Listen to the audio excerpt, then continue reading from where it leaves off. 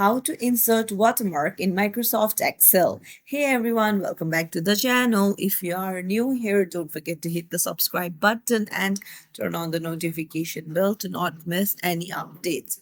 So whether you want to insert text or picture in your Microsoft Excel as a watermark, you're in the right place. Let's dive right in. Open up your Excel and then you need to go to the View tab. And once you're there, what you need to do is you need to go to page layout. Something like this will appear. Now you can add your watermark in the header tab. For that, go to header and footer section and go to picture. If you want to insert a picture, make sure that you've saved it in a file. Go to from file and then choose the picture of your choice.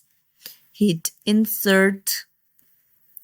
And you can see that only a text has appeared. Now you can click anywhere on the sheet and the picture will appear, but it's too big, right? So what you need to do is you need to tap on the picture and go to header and footer again and go to format picture.